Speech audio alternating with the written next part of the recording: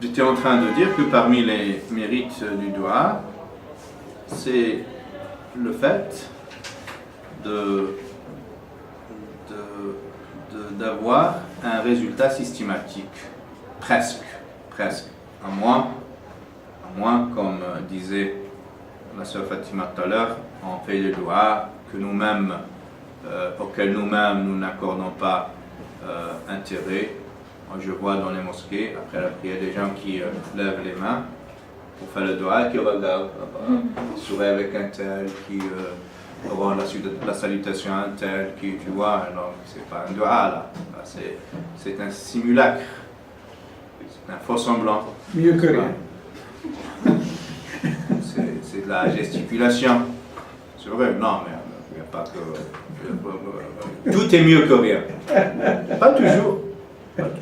Honnêtement. Il y a des choses qui sont moins importantes que le rien. Le rien c'est zéro, mais comme il y a le négatif, un ami me racontait qu'ils avaient un russe comme enseignant de mathématiques qui le suppliait pour qu'il leur donne zéro parce que lui il notait pas le négatif. Donc il donnait moins 6, moins 10, moins 15. Et donc un zéro, ça se méritait avec ce professeur. Donc même cette maxime mieux que rien, elle n'est pas toujours valable. Donc je disais, avec Allah, pour peu qu'on sache ce que nous disons, là, sur les mots que nous prononçons, normalement on a toujours gain de cause, Inch'Allah. Le prophète alayhi salatu wassalam dit ما من مؤمن ينصب وجهه لله يسأله مسألة إلا أعطاه الله إياها إما عجلها له في الدنيا وإما ذخرها له في الآخرة ما لم يعجل. Ça c'est un doua, il y a un autre doua, je vais le traduire avant de passer à l'autre, mais il faut me le rappeler parce que parfois moi en débutant en arabe j'ai tendance à passer au suivant. Donc chaque croyant qui établit son visage face à Allah subhanahu wa ta'ala, lui demandant quelque chose, Allah le sollicite, il l'exauce dans ce qu'il lui demande, ou bien en réalisant son vœu ici-bas, n'est-ce pas? Ou alors il lui en fait, il lui économise, si vous voulez, l'exaucement jusqu'au jour du jugement dernier. Et une troisième situation. J'ai dit un autre doigt. Là, c'est un doigt, il est ainsi fait. Il y a un autre doigt qui rajoute أو يصرف عنه من البلاء مثله. Je suis en train de chercher le doigt au mot près. Mais si je ne le retrouve pas, c'est pas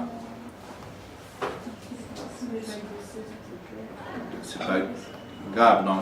Donc dans un autre doigt, dans une autre variante du doigt, le prophète sallallahu nous dit ou bien il lui réalise ce qu'il veut ici-bas, mais le timing c'est celui d'Allah subhanahu wa ta'ala, ou bien il lui économise ce qu'il a demandé jusqu'au jour du jugement dernier, c'est encore mieux. Nous dit le prophète sallallahu inna sadaqata la taqa'u fi yadillah qabla an taqa'a fi yadi al-faqir فينميها فيربيها له كما يربي أحدكم فلوه كما يربي أحدكم فلوه.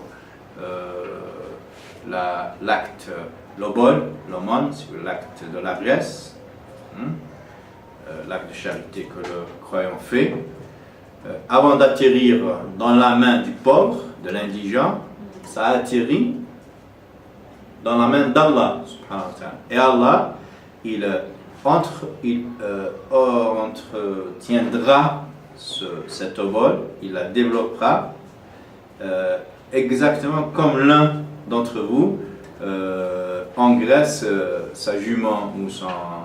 Voilà, foulou wahu, c'est une bête que tu dresses. Foulou wahu, c'est dabba, c'est une bête, c'est des bestiaux, c'est... Voilà. Ça peut être un agneau, comme ça peut être un chameau, comme ça peut être... كاميرا هذاك تاع نور يجريسيو C'est un monsieur.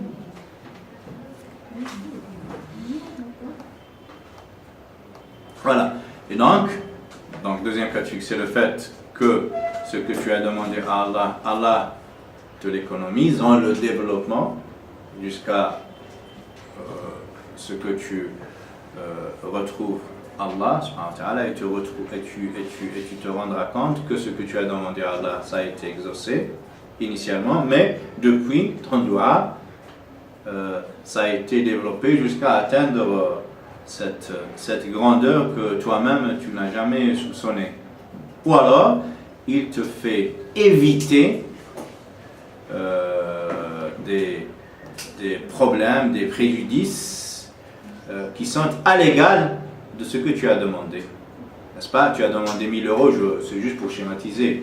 Il te fait éviter des PV, des sanctions, des pénalités, de majoration de 1000 euros. C'est juste pour...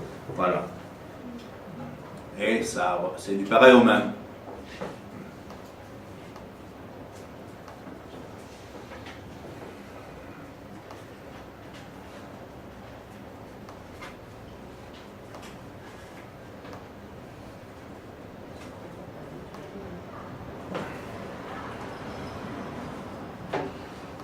On a encore le temps ou... jusqu'à 9h.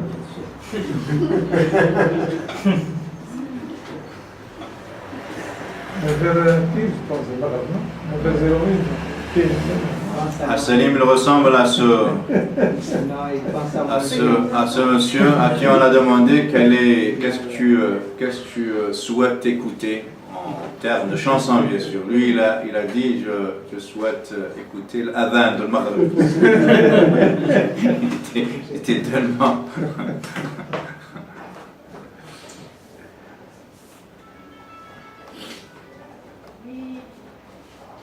Voilà, après, il y a plein de...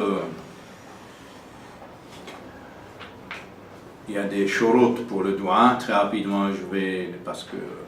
Et je vous laisse les discuter, Inch'Allah, dans l'échange, dans l'interactivité, Inch'Allah.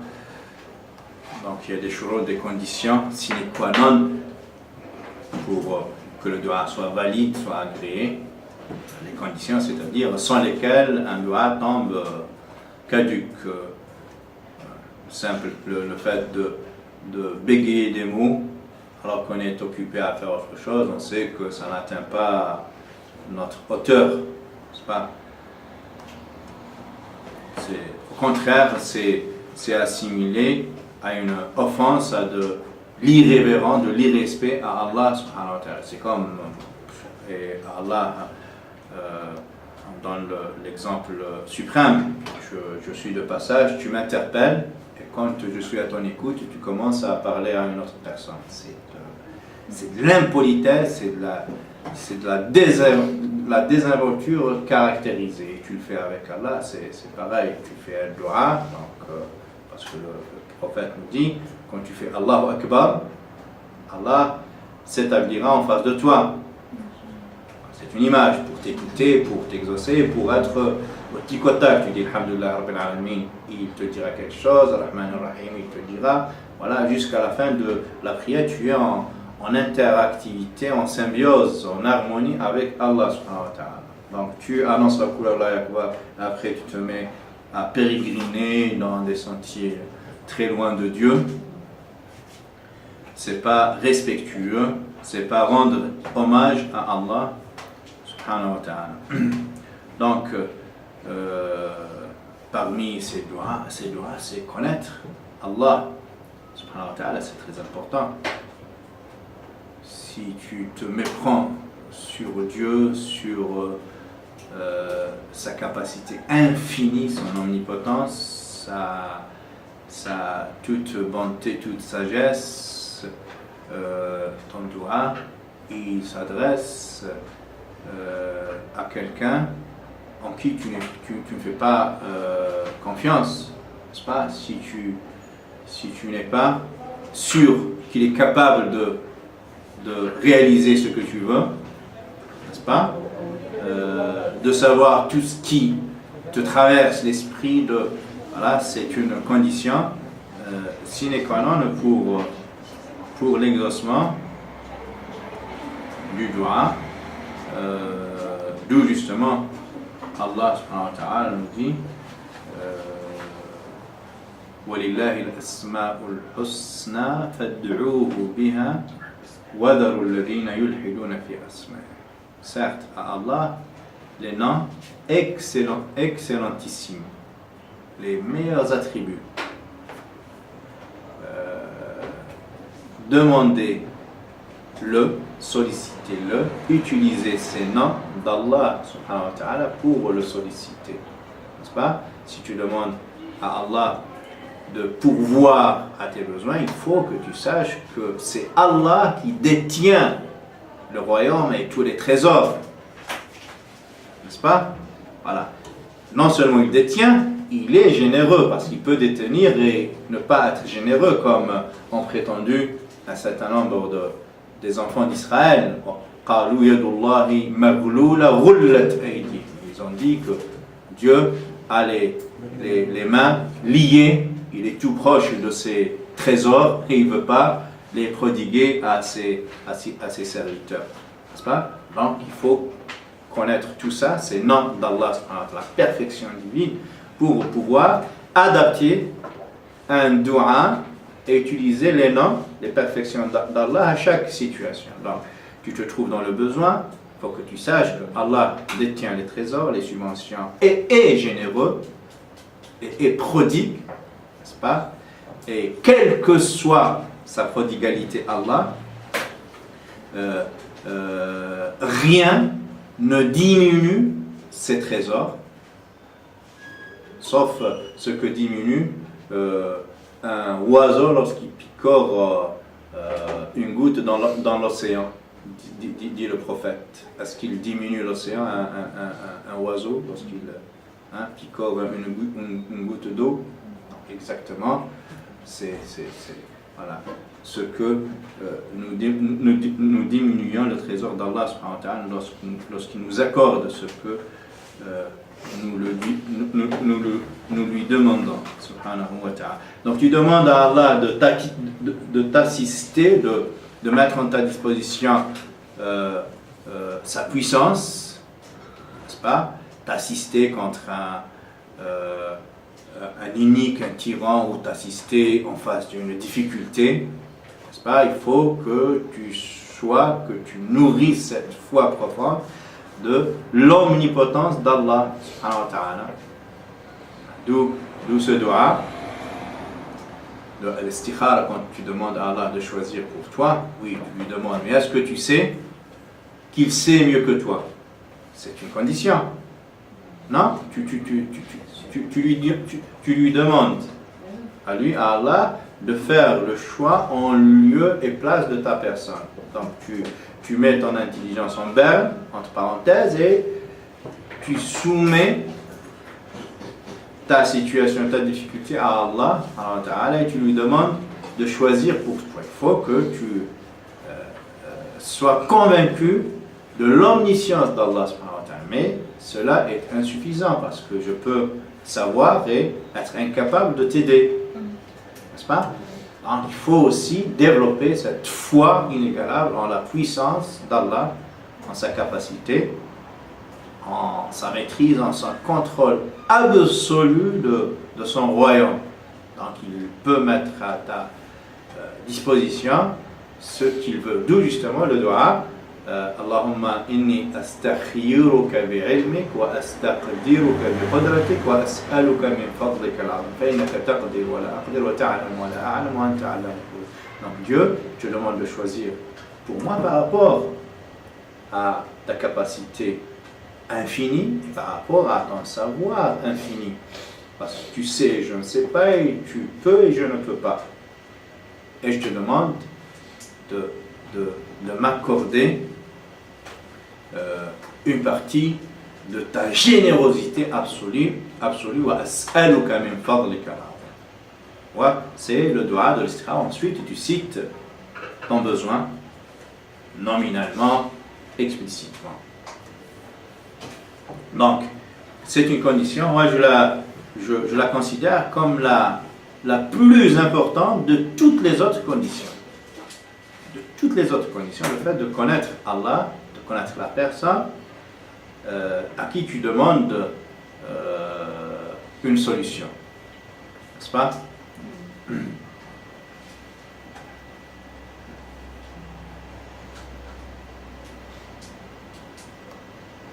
Donc le dua doit porter sur le bien, le convenable, pas sur le haram.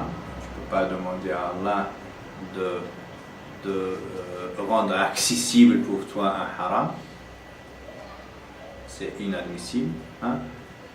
Je vous ai raconté cette histoire quand j'étais au CIM, conseil des imams. Une femme m'a appelé pour me demander de lui faire une ruqya dans sa tête, un dua, de venir dans son magasin et lui faire un dua parce que les affaires ne marchent plus. Elle réalise des caisses très minimales. Et donc elle me demandait en tant qu'imam, elle ne me connaissait pas, pour venir dans son magasin et faire un dua pour Allah. Et moi, c'est juste par curiosité, je dis pourquoi pas, mais qu'est-ce que vous vendez, madame? Est-ce que dans votre épicerie, vous vendez le vin? Elle me dit oui. Alors, par exemple, là, je ne sais pas comment Allah m'a inspiré, parce que généralement je ne suis pas curieux. Elle me dit oui. Je dis madame, il faut être compatible, harmonieuse avec vous-même. Comment voulez-vous que je vienne dans votre magasin demander à Allah de vous aider à vendre votre boisson alcoolisée, laquelle boisson interdite par lui-même, par Allah. Donc Dieu, aide-moi à faire entorse à ta loi. Puisses-tu, Allah, m'aider à enfreindre ta loi. Aide-moi à ne pas faire la prière, c'est exactement. Aide-moi à déposséder l'autre de son bien. Voilà, c'est ça, c'est exactement. Par exemple, le doigt doit porter sur quelque chose de licite, bien sûr. Voilà, de convenable, pas de blâmable. Oui, je préfère convenable à licite et blâmable à interdit. C'est très important parce qu'il y a des choses qui ne sont pas explicitement interdites par la loi, mais blâmables. Emprunter le sens contraire d'une rue sens unique, on ne trouvera pas un verset qui stipule l'interdiction, non? Voilà. Il y a le panneau n'est pas inversé. C'est un indice. Voilà, mais je n'ai pas le droit de demander à Dieu de m'aider à enfreindre une loi communément admise par une collectivité. Voilà.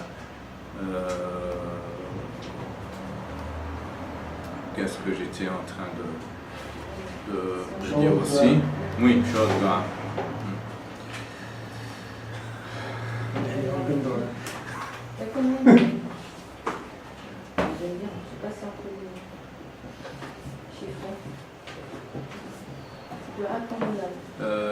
Oui, husn dhann billah, c'est très important, husn dhann billah.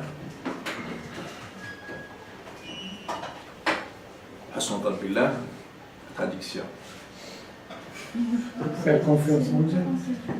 Faire confiance en Dieu, oui, c'est très important. Oui, Fatima. Il émane de Dieu, je ne peux pas penser que, quand bien même la chose elle me paraît négative, ou alors pas bien, mais injuste, mais derrière cette injustice, il y a une sagesse qui nous paraît, pour nous, elle nous paraît injuste, mais elle n'est pas à la base, en réalité, elle n'est pas injuste.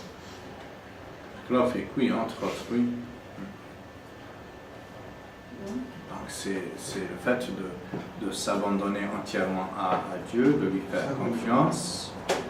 faire confiance et d'avoir la meilleure représentation de lui. Parce que dhann, c'est la représentation. Je me fais la meilleure représentation d'Allah, c'est pas une représentation morale et éthique, je ne parle pas de représentation physique, n'est-ce pas? Parce qu'Allah, rien n'est à sa semblance. Voilà. Et le prophète nous dit La yamutanna ahadukum illa wa huwa yuhsinu dhanna billah. Ne mourrez pas sans cet état d'esprit au moment de la mort de faire confiance en Allah subhanahu wa ta'ala. C'est très important. Et Allah se place, c'est un hadith extraordinaire, et Allah se place là où tu le mets. Ana inda husni dhanni abdi bi falyadhunna bi ma yasha in dhanna bi khayran فهو خير له وإن ظن بي شرا فهو شر له. Je vais trouver le hadith, il ne faut pas dire n'importe quoi. Voilà. أنا عند ظن عبدي بي. Il y a l'autre version حسن ظن عبدي بي فليظن بي ما يشاء إن ظن خيرا فله وإن ظن شرا فله. C'est une variante. Un autre hadith أنا عند ظن عبدي وأنا معه حيث ذكرني. Donc, je suis toujours avec mon serviteur quand il m'évoque, mais avec lui à la hauteur de la représentation qu'il se fait de moi. N'est-ce pas? Donc, s'il me fait confiance, je suis dans le sens de sa confiance. Je lui donne la récompense qu'il a espérée en moi. S'il juge que je suis incapable de cette hauteur, donc il trouvera le niveau, n'est-ce pas, d'espérance qui est le sien. C'est très important. Bien sûr, il ne faut pas que ce hadith nous mette dans un monde de bisous, un monde où l'on se dit que quoi que je fasse, Allah est là pour m'absoudre, pour peu que je développe cet espoir en lui. N'est-ce pas? Il y a des versets coraniques, beaucoup de versets coraniques qui ont inscrit systématiquement cette espérance, cet espoir en Allah subhanahu wa ta'ala dans l'élan de la spiritualité, dans l'effort. إن الذين يتلون كتاب الله وأقاموا الصلاة وأنفقوا مما رزقناهم سرا وعلانية يرجون الرجاء يرجون تجارة لن تبور. الرجاء, l'espoir en Allah doit s'inscrire dans une panoplie d'œuvres pieuses. Je ne m'éloigne pas d'Allah, je n'exagère pas le péché tout en continuant à espérer que Allah m'absoudra, me pardonnera mes péchés. N'est-ce pas? Il faut que cet espoir soit simultané, concomitant de l'effort. Après, si l'effort est insuffisant, ce n'est pas grave. L'essentiel, que je sois dans l'effort. Voilà. Et le fait que je sois dans cette quête de perfection me donne le droit d'espérer, de nourrir l'espoir que Allah m'acceptera comme convive auprès des siens, de ses grands amis, prophètes, martyrs, authentiques, shuhada, siddiqin.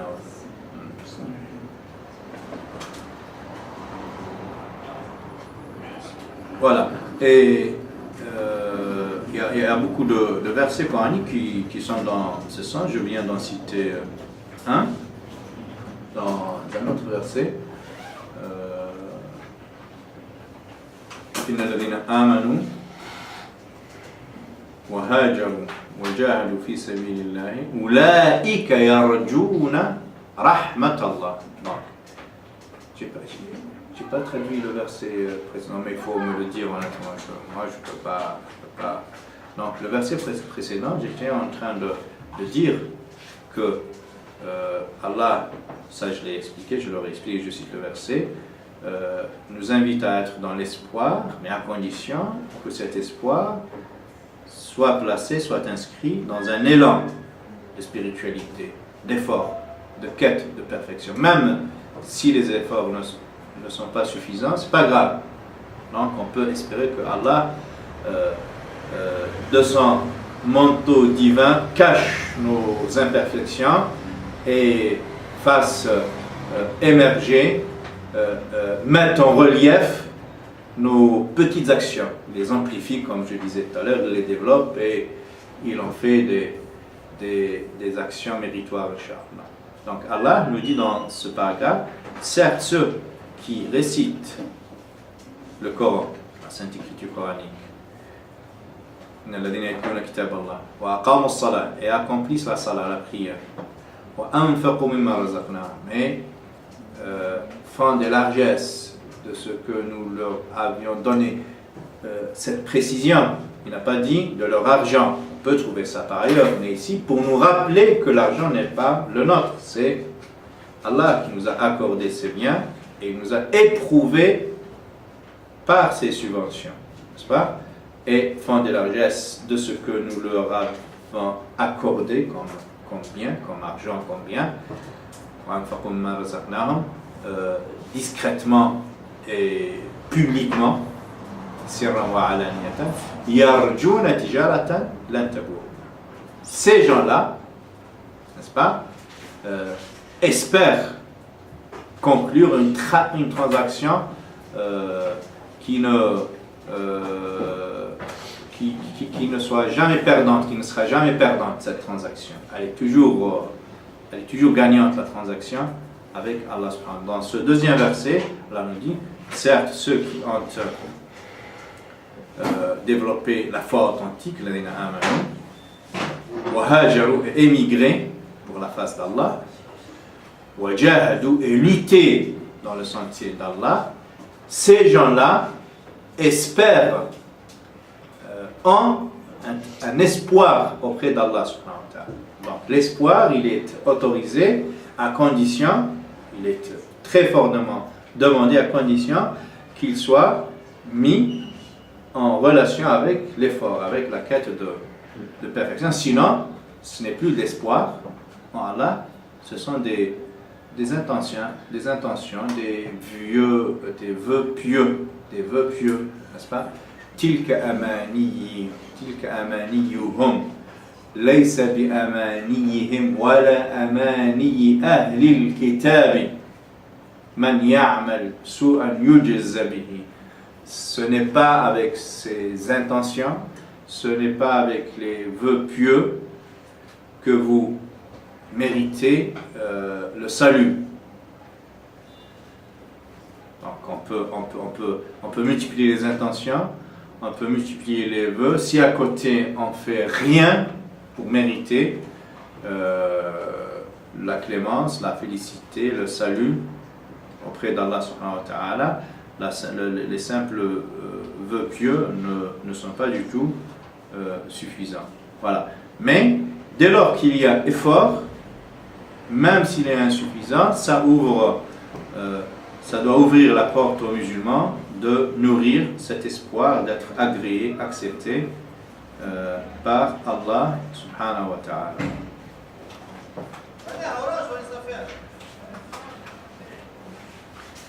On rapporte, c'est Bayhaqi, c'est un compilateur de hadith, il rapporte que le jour du jugement dernier, Allah enjoint à ses anges spécialistes de l'enfer d'entraîner un tel dans l'enfer. Et au moment de vouloir le précipiter vers l'enfer, lui il s'écrie, lui de s'écrier Wallahi ya Rab, in kana dhanni bika la hasan. J'ai lu le hadith tout à l'heure, j'ai rigolé. Oh Dieu, je te faisais confiance. Voilà. Il était sur le point d'être précipité là. Oh Dieu, je te faisais confiance. Comment? Il n'a pas dit. parenthèse, comment me lâches-tu dans cette situation gravissime? Et Allah de dire, فقال الله عز وجل ردوه أنا عند حسن ظن عبدي بي. Faites-le revenir, je suis à hauteur de cette représentation que mon serviteur se fait de moi.